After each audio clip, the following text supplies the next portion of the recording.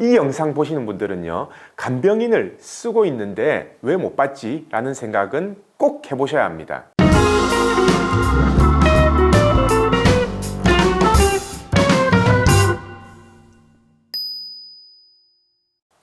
안녕하세요.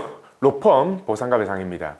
우리 중환자 중에요, 가장 안타까운 경우죠. 간병인이 필요할 정도로 다친 중환자분들을 위해서 오늘 영상을 준비했습니다. 솔직히 이 손해배상 중에요, 가장 어려운 영역이고 손해배상금도 작게는 수억 원, 그리고 많게는 수십억이 될 수 있는 경우이기 때문에 제가 조심스럽게 다뤄보도록 하겠습니다. 교통사고나 산재사고로 많이 다친 경우에 거동이 안 되거나 기본적인 먹고 씻고 그런 게 안 되는 경우 당연히 간병인이 필요하죠. 그걸 법원에서는요, 개호인이 필요한 상태라고 규정하고 있습니다. 만약 교통사고라면 약관에서 정하는 1, 2급 상해일 경우에만 60일까지 간병비를 지급하고요. 2, 3급일 때는 30일, 그리고 5급일 경우에는 15일밖에 간병비를 지급하지 않습니다. 그리고 산재사고일 경우에는요, 1급부터 3급까지는 기준을 정해서 간병비를 지급하고 있습니다. 하지만 이런 약관이나 산재에서 정해놓은 기준은요, 법원에서 인정하는 개호비보다 낮은 금액으로 지급되는데요. 그게 왜냐면요, 법원에서는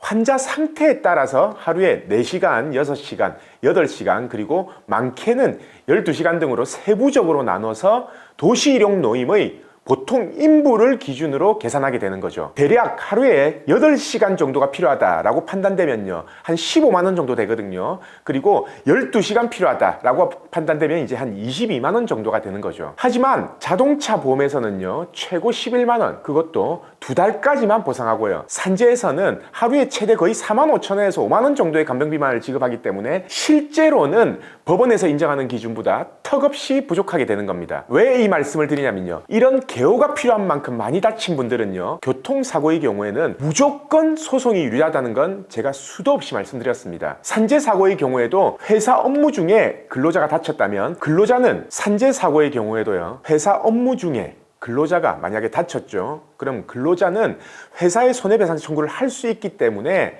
이렇게 산재에서 만약에 턱없이 지급되는 금액을 초과하는 이 간병비나 손해에 대해서도 회사에 손해배상 청구를 하거나 아니면은 근제보험으로 처리를 꼭 받으셔야 합니다. 자, 그럼 법원에서는 어떤 환자에게 개호비를 인정하는지를 한번 살펴보면요, 우선은 식물인간과 사지마비, 하반신마비, 그리고 편마비, 그리고 하지절단 환자가 대표적인 간병비가 인정되는 환자고요. 통상적으로 법원에서는 이런 환자들의 경우에는 하루에 한 명의 간병인이 평생 필요하고, 이를 손해배상금에서 개호비를 포함시켜서 산정하고 있습니다. 보통은 편마비 등 신체의 마비로 인해서요, 혼자서 걷고 씻고 이런 게 불가능한 정도가 되면요, 보통은 하루에 1인 정도가 필요하다고 판단되면 2022년 지금 기준에 하루에 한 15만 원 정도이기 때문에 결과론적으로 봤을 때는 한 달에 한 450만 원 정도가 된다는 거죠. 그리고 예외적으로 더 많이 불편한 경우에는